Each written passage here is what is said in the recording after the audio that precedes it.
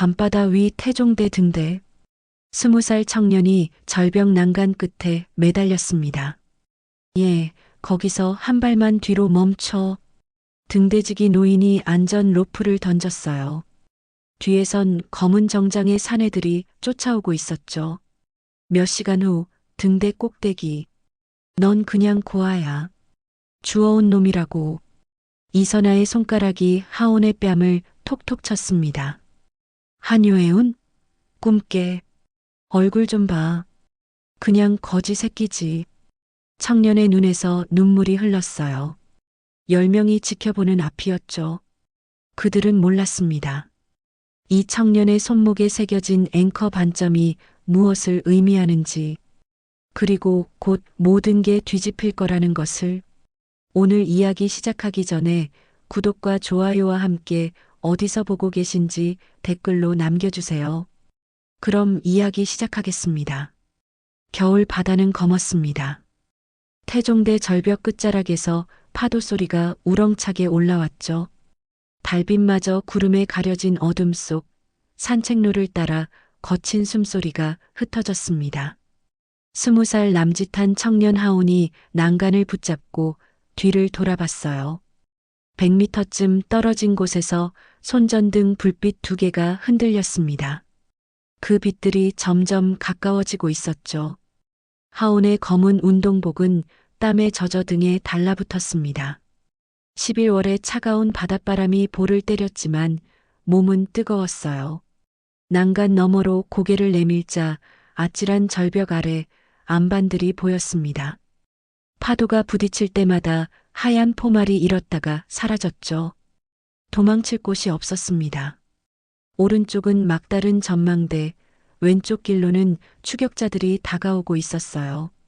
하온은 난간 위로 한 발을 올렸습니다. 균형을 잡으며 아래를 내려다봤죠. 높이가 얼마나 될까요? 30m는 좋게 넘어 보였습니다. 바로 그때 등대의 회전광이 하온을 스쳤어요. 강렬한 불빛이 얼굴을 훑고 지나가면서 왼쪽 손목이 드러났습니다. 소매 밖으로 보인 피부에는 앵커 모양의 붉은 반점이 선명했죠. 태어날 때부터 있었던 표식이었습니다.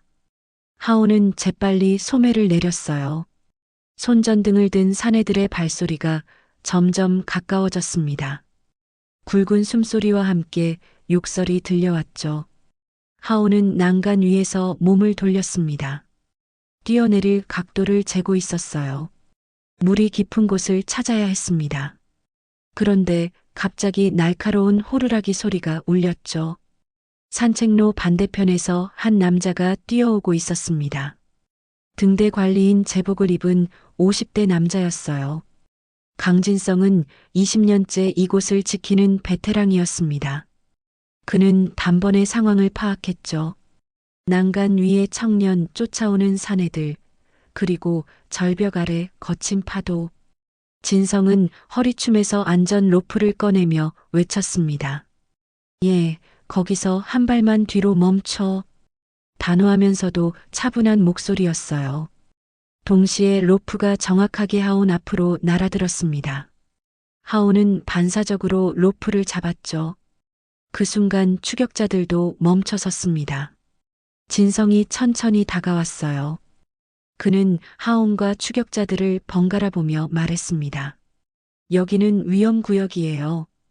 모두 물러서시죠. 추격자 중 한 명이 거칠게 답했습니다. 아저씨는 빠지세요. 우리 일이니까.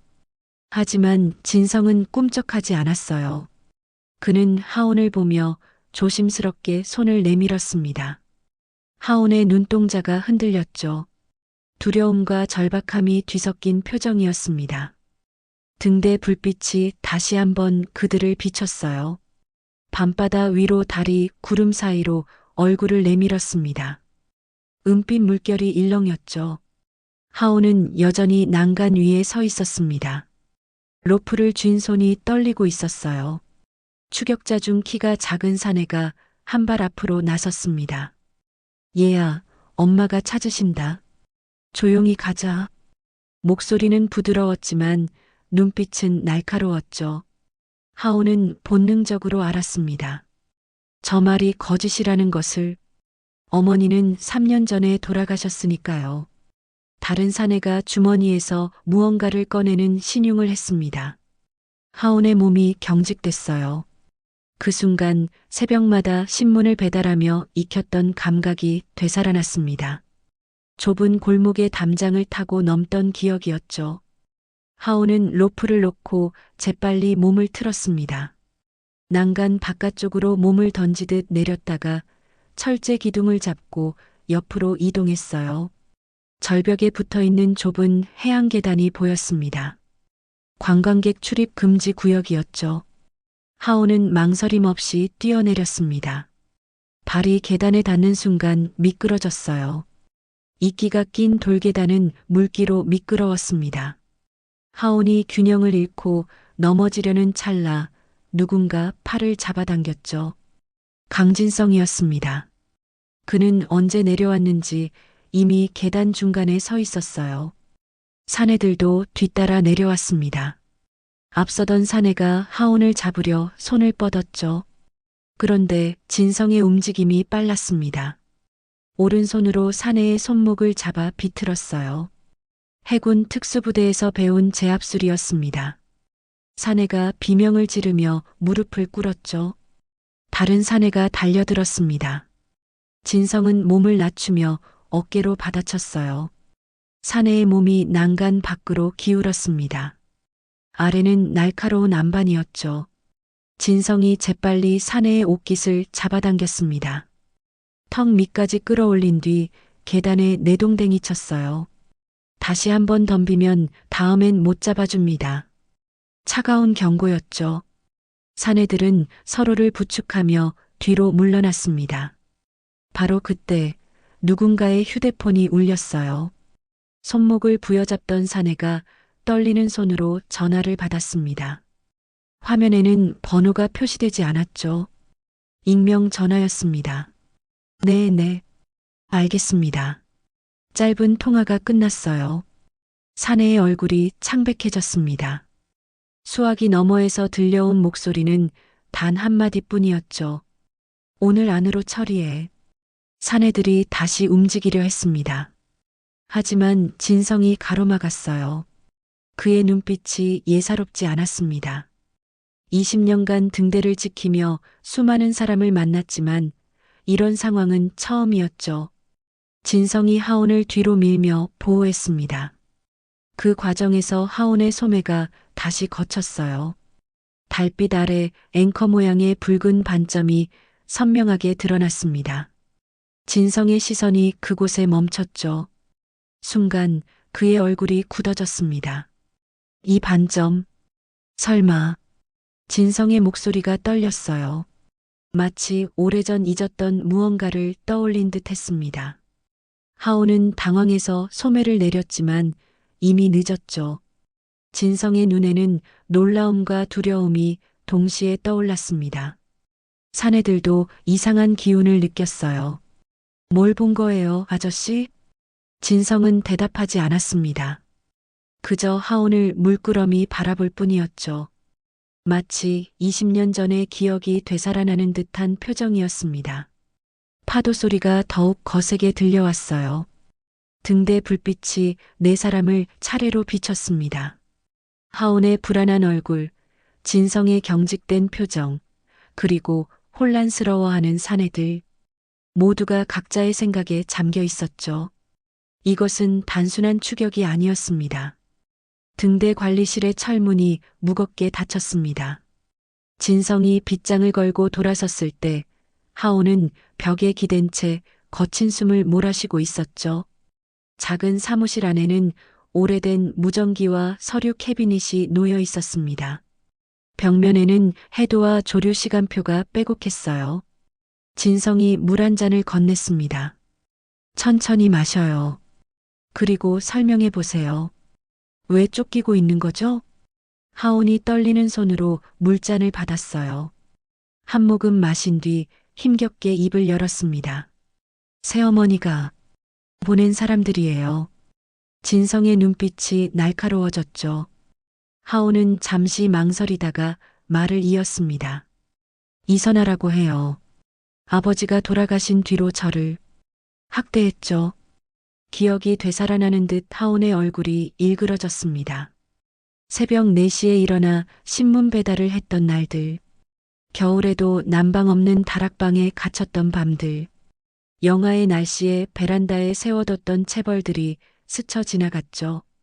도망치려고 했는데 또 잡혀왔어요. 이번엔 아예 없애려는 것 같아요. 진성이 천천히 일어섰습니다. 그는 서랍을 열고 낡은 파일 하나를 꺼냈어요. 먼지가 수북했죠. 파일을 펼치자 의료 기록 스캔본이 나왔습니다. 12년 전 날짜가 적혀 있었어요. 이걸 한번 보세요. 사진 속에는 어린아이의 손목이 찍혀 있었습니다. 앵커 모양의 붉은 반점이 선명했죠. 진성이 하온의 손목과 사진을 번갈아 봤습니다. 혈관 패턴까지 완벽하게 일치했어요. 이건 어떻게 가지고 계신 거예요? 하온의 목소리가 떨렸습니다. 진성이 깊은 한숨을 내쉬었어요. 12년 전 제가 해군 의무대에 있을 때였습니다. 한효애운 회장님 손자가 실종됐죠. 온 나라가 발칵 뒤집혔어요. 그 아이를 찾기 위해 의료 기록을 군부대까지 보냈습니다. 진성이 하온을 똑바로 바라봤어요. 내 진짜 이름은 한주환일 수 있어요. 한효애운에서 사라진 그 아이. 하온이 고개를 저었습니다. 믿을 수 없다는 표정이었죠. 그런 일이라면 왜 지금까지 아무도 날 찾지 않았죠? 대기업 손자라면서요? 진성도 그 부분이 이해되지 않았습니다. 한효해운은 국내 최대 해운회사였어요. 그런 집안에서 아이를 찾지 못했다는 건 납득하기 어려웠죠. 누군가 일부러 숨긴 건지도 모릅니다. 진성이 방수 무전기를 집어들었어요. 주파수를 맞추고 해양경찰 지구대를 호출했습니다. 여기는 태종대 등대입니다. 긴급 상황이에요. 즉시 출동 요청합니다. 응답이 왔죠. 10분 내로 도착한다는 답변이었습니다. 진성은 다시 서랍을 뒤졌어요. 오래된 명함 하나를 찾아냈죠. 한효해운 비서실 최 비서의 명함이었습니다. 전화를 걸었어요. 신호음이 3번 울린 뒤 차분한 남자 목소리가 들렸습니다. 한효해운 비서실입니다. 최 비서님이신가요? 저는 태종대 등대 관리인 강진성입니다. 상대방이 잠시 침묵했어요. 진성이 숨을 고르고 말했습니다. 앵커가 빛을 받았습니다. 수화기 너머에서 급하게 움직이는 소리가 났어요. 의자가 끌리고 발걸음이 빨라졌죠. 최 비서의 목소리가 떨렸습니다. 지금 말씀하신 게 정말입니까? 네, 확실합니다. 반점을 직접 확인했어요. 절대 그 자리를 떠나지 마세요. 지금 바로 출발하겠습니다. 전화가 끊겼습니다. 진성이 하온을 돌아봤어요. 청년은 창백한 얼굴로 벽에 기대어 있었죠. 20해 동안 알고 있던 자신의 정체성이 흔들리고 있었습니다. 밖에서 발소리가 들렸어요. 문을 두드리는 소리가 요란했습니다. 추격자들이 따라온 것 같았죠. 진성이 하온을 뒤쪽 비상구로 안내했습니다. 좁은 철제 계단이 등대 꼭대기로 이어져 있었어요. 위로 올라가요. 경찰이 올 때까지 버티는 거예요. 두 사람이 계단을 오르기 시작했습니다. 아래에서 문이 부서지는 소리가 났죠. 사내들이 안으로 들어온 것 같았습니다. 발소리가 점점 가까워졌어요. 등대 꼭대기의 회전등이 밤바다를 비추고 있었습니다. 하온이 난간을 잡고 아래를 내려다봤어요. 멀리서 경찰 보트의 불빛이 보였습니다. 하지만 도착까지는 시간이 더 필요했죠. 계단을 오르는 발소리가 점점 가까워졌습니다. 진성이 하온 앞을 가로막았어요. 내가 막을 테니 숨어 있어요. 당신은 살아야 합니다.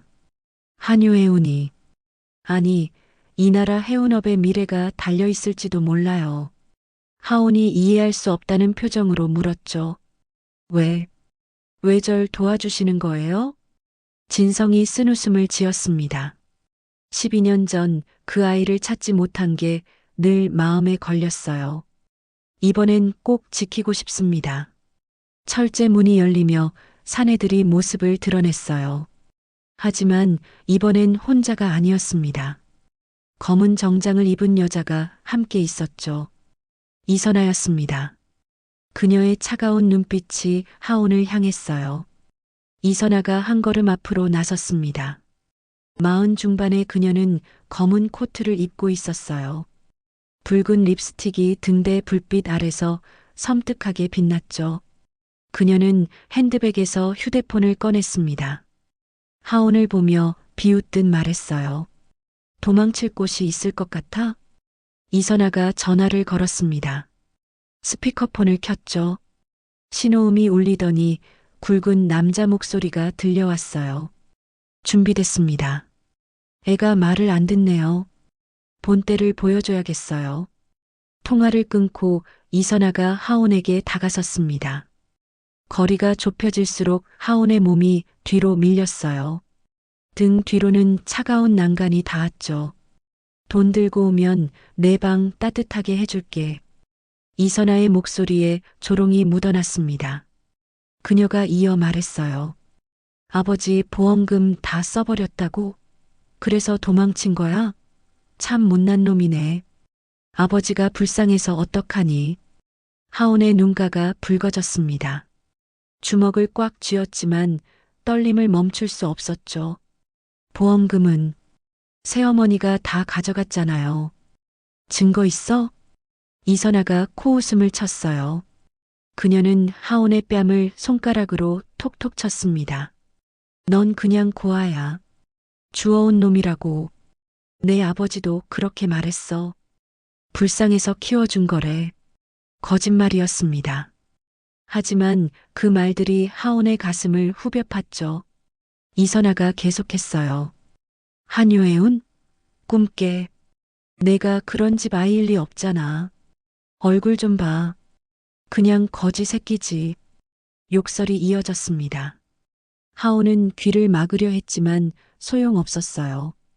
이선아의 목소리가 귓가에 박혔죠. 바로 그때 아래에서 엔진 소리가 들려왔습니다. 등대 입구에 검은 승합차 3대가 도착했어요. 문이 열리며 정장 차림의 사내들이 우르르 내렸습니다. 10명은 넘어 보였죠. 그들이 등대를 포위하기 시작했어요. 진성이 상황을 파악했습니다. 경찰보다 증언이 먼저 도착한 거였죠. 그는 재빨리 조작 패널로 달려갔어요.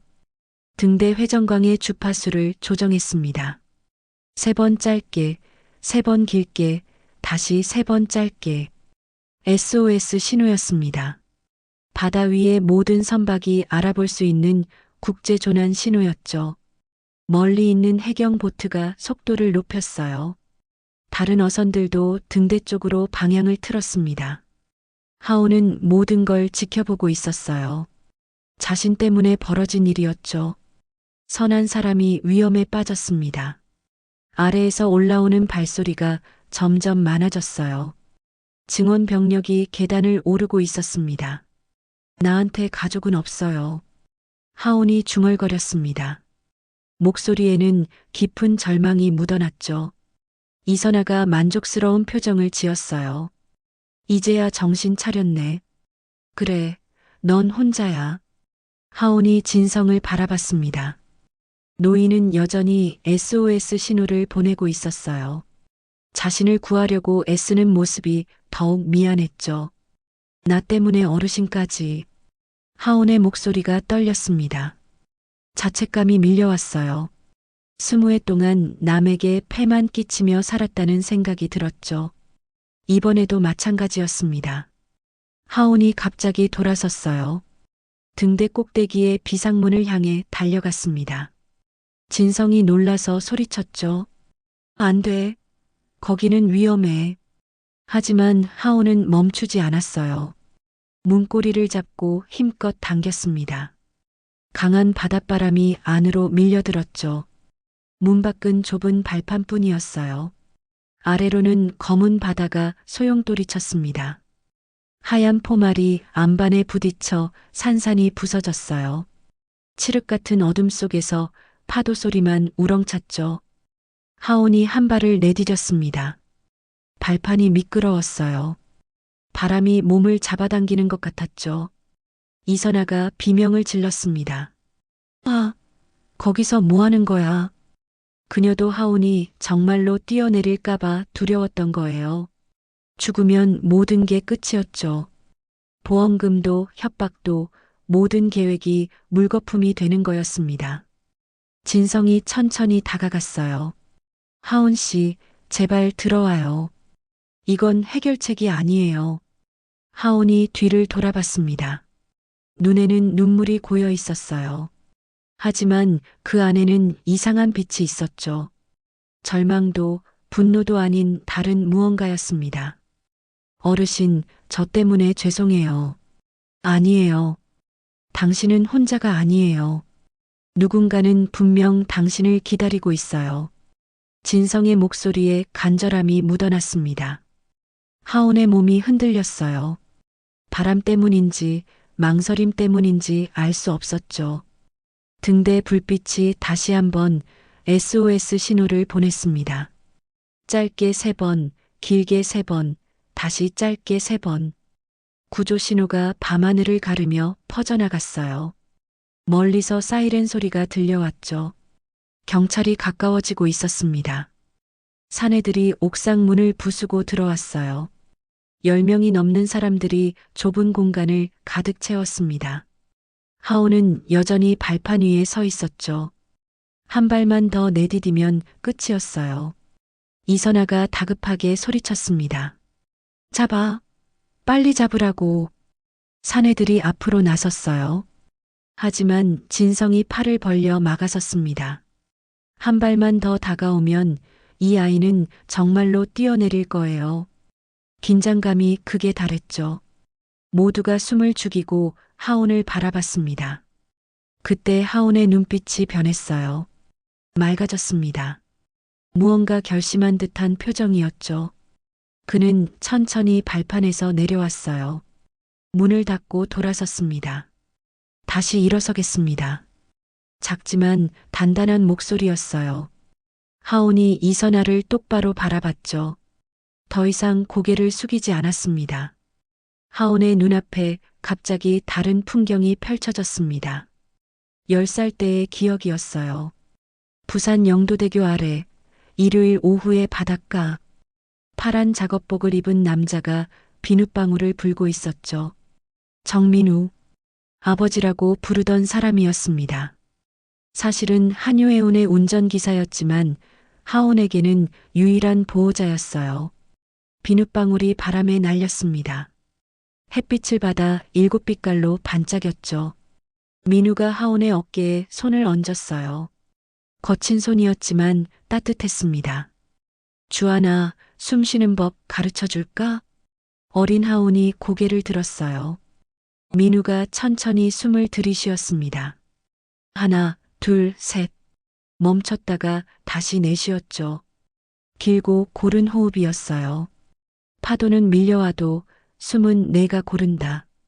민우가 바다를 가리켰습니다. 파도가 규칙적으로 밀려왔다가 빠져나갔죠. 자연의 리듬이었어요. 무서울 때마다 이렇게 해. 3번 들이쉬고 3번 내쉬고. 그럼 마음이 가라앉을 거야. 기억이 흐려졌습니다. 현재로 돌아온 하온은 여전히 등대 꼭대기에 서 있었어요. 바람이 얼굴을 때렸죠. 그는 난간을 잡고 눈을 감았습니다. 10살 때 배운 호흡법이 떠올랐어요. 천천히 숨을 들이쉬었습니다. 하나, 둘, 셋. 허파 깊숙이 공기가 차올랐죠. 잠시 멈췄다가 다시 내쉬었어요. 하나, 둘, 셋. 떨림이 조금씩 가라앉았습니다. 진성이 놀라며 하온을 바라봤어요. 청년의 호흡이 바다의 리듬과 같았습니다. 파도가 밀려왔다가 빠지듯 규칙적이고 깊었죠. 공포에 질려있던 얼굴에 평온이 찾아왔어요. 그래, 파도처럼 숨을 고르는 거다. 진성이 나직이 말했습니다. 그도 하온의 리듬에 맞춰 호흡했어요. 두 사람의 숨소리가 하나가 되었죠. 등대의 회전광도 같은 박자로 돌았습니다. 이선아와 사내들이 당황했어요. 뛰어내릴 것 같던 청년이 갑자기 침착해졌습니다. 난간을 잡은 손에서 힘이 빠졌어요. 하온이 천천히 몸을 돌렸죠. 발판에서 한 발, 또 한 발 내려왔습니다. 바로 그때였어요. 산길 아래서 사이렌 소리가 요란하게 울렸습니다. 경찰차의 헤드라이트가 구불구불한 길을 따라 올라왔죠. 한 대가 아니었어요. 5대, 10대, 그 이상의 차량들이 줄지어 왔습니다. 불빛의 물결이 어둠을 밀어냈어요. 등대 입구에 경찰차들이 도착했습니다. 문이 열리며 제복 차림의 경찰관들이 쏟아져 나왔죠. 그 중에는 해양경찰도 있었고 특공대도 있었어요. 확성기 소리가 울렸습니다. 등대 위의 모든 인원은 무기를 버리고 손을 머리 위로 올리십시오. 사내들이 얼어붙었어요. 포위당한 상황이었죠. 이선아의 얼굴이 창백해졌습니다. 상황이 완전히 뒤집혔어요. 하온이 깊은 숨을 한 번 더 쉬었습니다. 3번 들이쉬고 3번 내쉬고 정민우가 가르쳐준 대로였죠. 두려움이 사라지고 마음이 고요해졌어요. 그는 이제 혼자가 아니었습니다. 산길을 따라 검은 행렬이 올라왔습니다. 제네시스 리무진을 선두로 벤츠 S클래스가 열대대 이어졌어요. 경찰차들이 길을 비켰죠. 차량들이 일제히 멈춰 섰습니다. 문이 열리며 검은 정장의 사람들이 쏟아져 나왔어요. 50명은 넘어 보였습니다.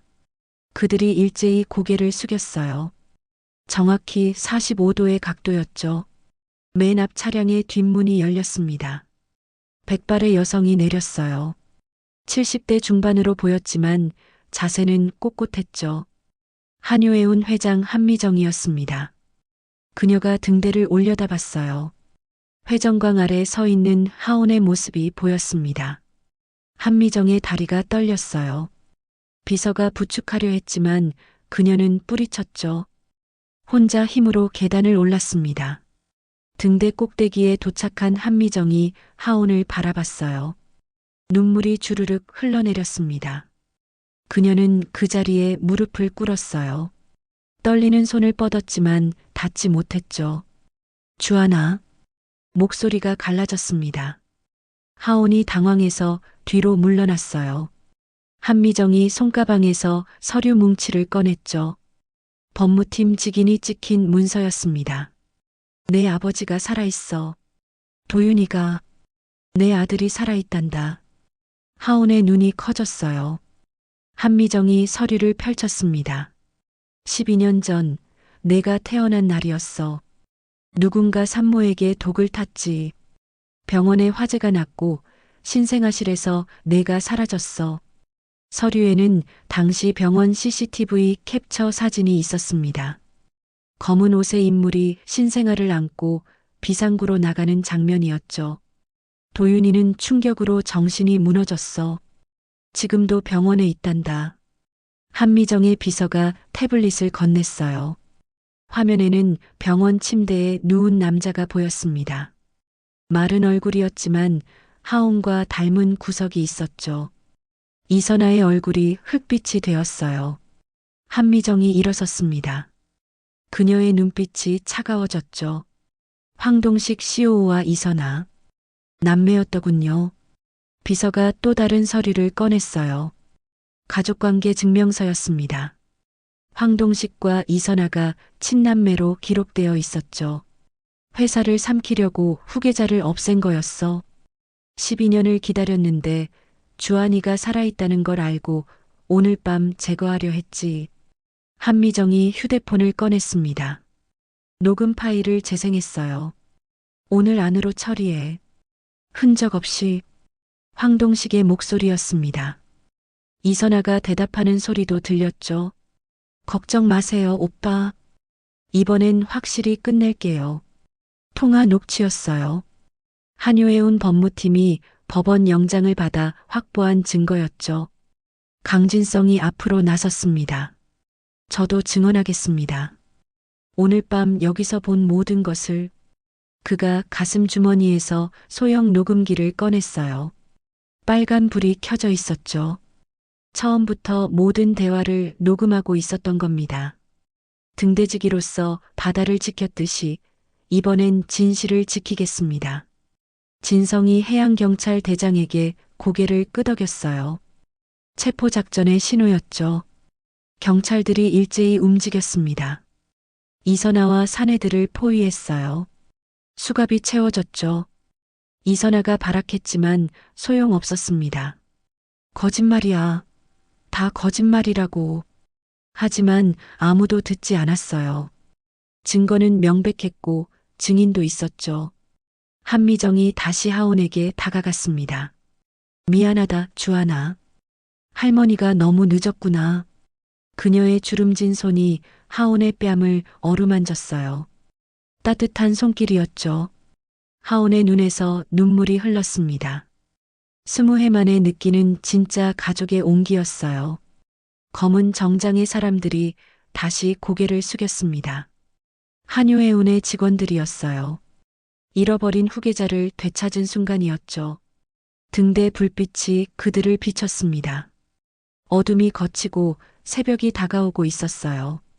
이선아가 경찰차에 태워지며 하온을 노려봤습니다. 증오에 찬 눈빛이었어요. 하지만 그녀의 시대는 끝났죠. 거짓과 탐욕으로 쌓아올린 성이 한순간에 무너진 것입니다. 하온이 심호흡을 했어요. 3번 들이쉬고 3번 내쉬었죠. 이제는 두렵지 않았습니다. 진실이 밝혀졌고 가족을 찾았으니까요. 새벽 5시 작전이 시작됐습니다. 부산지검 특수부와 경찰 합동팀이 3곳으로 나뉘어 움직였어요. 첫 번째 팀은 해운대 이선아의 아파트로 향했습니다.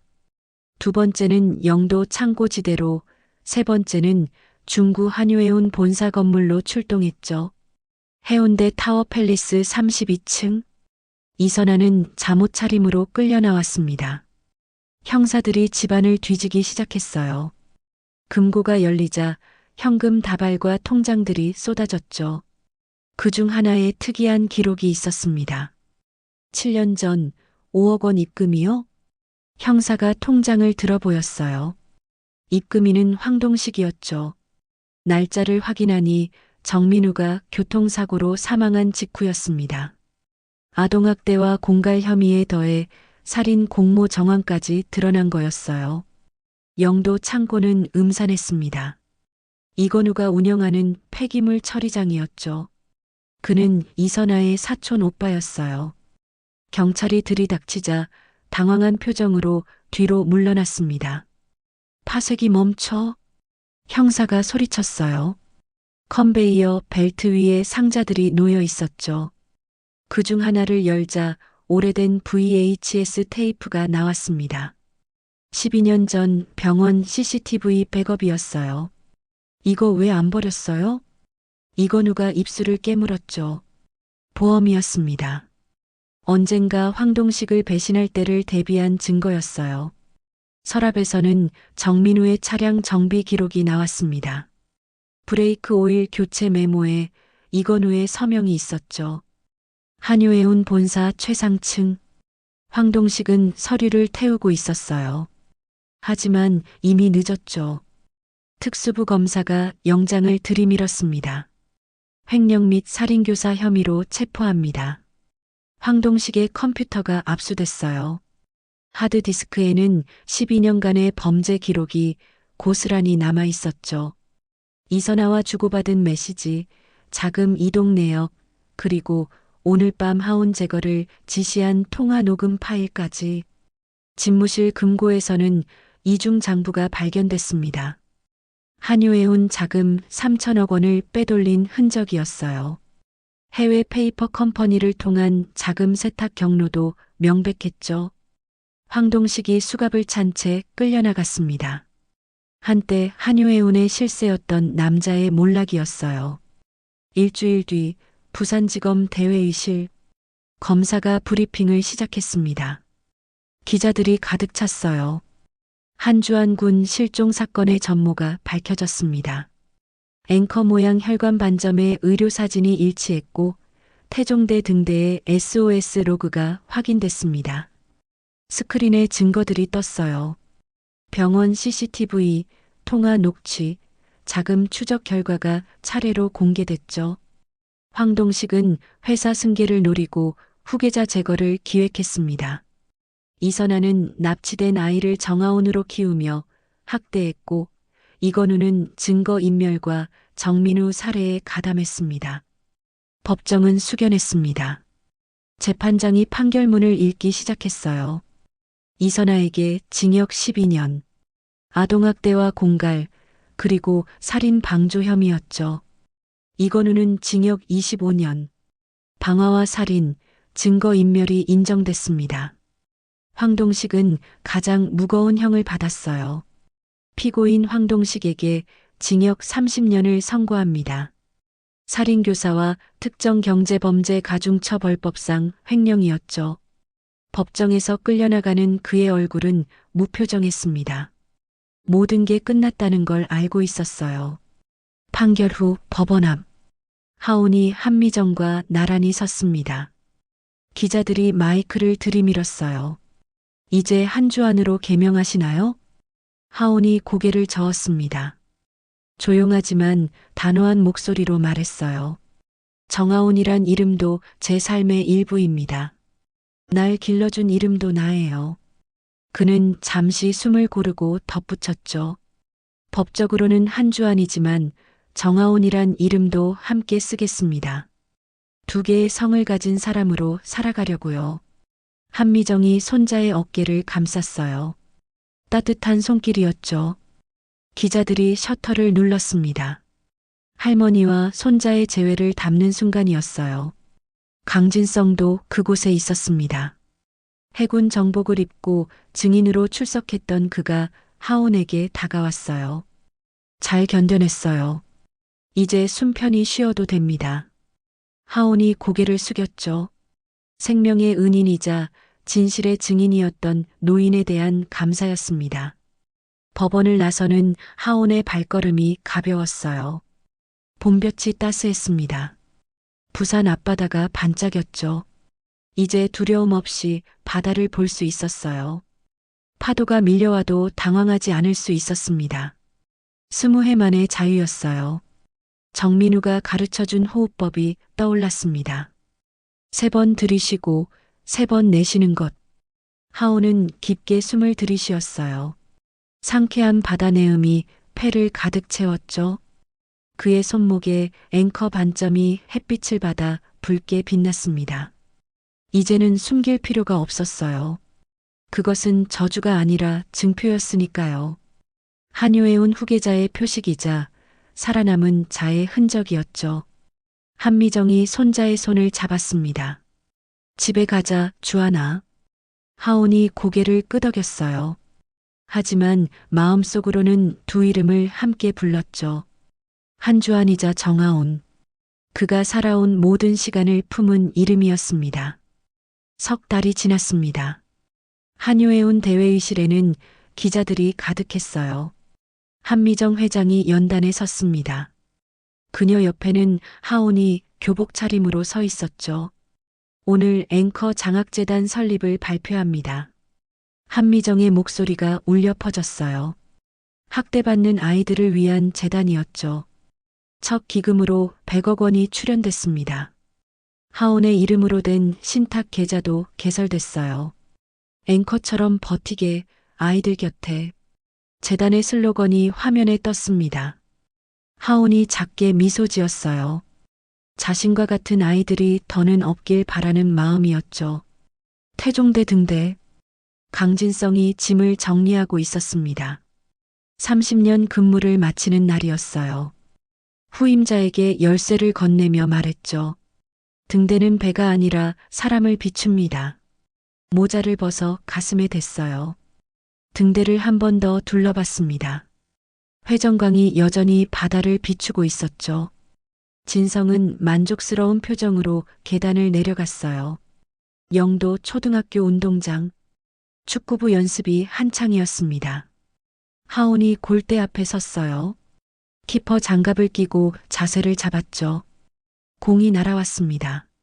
3번 들이쉬고 3번 내쉬었어요. 호흡이 안정되자 공의 궤적이 보였습니다. 몸을 날려 공을 막았죠. 팀 동료들이 환호했어요. 하온이 형, 대박. 아이들이 달려와 어깨를 두드렸습니다. 하온이 웃었어요. 친구들과 함께하는 평범한 오후였죠. 이런 일상이 얼마나 소중한지 이제야 알았습니다. 방과 후 영도대교. 하온이 다리 위를 걸었어요. 한미정이 옆에 있었고 맞은편에는 한 남자가 휠체어에 앉아 있었죠. 한도윤. 하온의 친부였습니다. 병원에서 퇴원한 지 일주일이 됐어요. 도윤이 아들을 바라봤습니다. 눈빛에는 그리움과 미안함이 섞여 있었죠. 12해 동안 정신병원에 갇혀 있었던 시간이 스쳐 지나갔어요. 주하나. 처음으로 아들의 이름을 불렀습니다. 하온이 아버지의 손을 잡았어요. 차갑지만 떨리는 손이었죠. 3사람이 나란히 걸었습니다. 석양이 바다를 물들였어요. 영도대교 아래로 배들이 지나갔죠. 파도가 규칙적으로 밀려왔다가 빠져나갔습니다. 하온의 내레이션이 흘러나왔어요. 파도는 밀려오고 숨은 내가 고른다. 목소리가 차분했습니다. 더는 떨리지 않았죠. 그날 등대 불빛이 알려줬다. 바다는 깊지만 닻은 내 안에 있다. 하온이 손목에 앵커 반점을 쓰다듬었어요. 이제는 자랑스러운 표식이었죠. 한효애운의 후계자이자 살아남은 증인의 흔적이었습니다. 한미정이 손자의 어깨를 감쌌어요. 이제 집에 가자. 도윤도 고개를 끄덕였습니다. 휠체어 바퀴가 천천히 굴러갔어요. 3사람의 그림자가 길게 늘어졌죠. 저녁 식탁. 한미정의 저택에 온기가 돌았습니다. 하온이 밥을 먹으며 학교 이야기를 했어요. 축구부에서 있었던 일, 새로 사귄 친구들, 다음 주 시험 걱정까지. 평범한 가족의 대화였죠. 도윤이 아들을 보며 미소 지었습니다. 비록 많은 것을 잃었지만 가장 소중한 것은 되찾았어요. 아들이 살아있다는 것. 그것만으로도 충분했죠. 밤이 되자 하온이 창문을 열었습니다. 멀리 태종대 등대 불빛이 보였어요.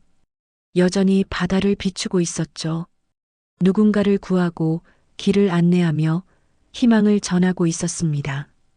하온이 깊게 숨을 쉬었어요. 3번 들이쉬고 3번 내쉬었죠.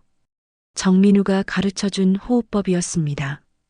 이제는 두려움이 아닌 감사로 하는 호흡이었어요. 앵커처럼 버티게 아이들 곁에. 재단 슬로건을 중얼거렸습니다. 자신처럼 상처받은 아이들을 돕겠다는 다짐이었죠. 앵커를 들어 올려 새로운 항해를 시작하는 것처럼. 화면이 점점 어두워졌어요. 마지막으로 등대 불빛만 반짝였습니다. 희망의 빛이었죠. 어둠 속에서도 길을 잃지 않게 해주는 영원한 안내자였습니다. 여러분도 혹시 하온처럼 깊은 어둠 속에 있나요? 파도가 밀려와도 기억하세요. 숨은 여러분이 고를 수 있다는 것을. 3번 들이쉬고 3번 내쉬며 마음을 가다듬으면 어떤 폭풍도 견딜 수 있습니다. 등대는 배만 비추는 게 아니라 사람도 비춥니다. 여러분 곁에도 분명 빛이 되어줄 누군가가 있을 거예요. 포기하지 마세요. 앵커처럼 버티세요. 새로운 항해는 언제든 시작할 수 있으니까요.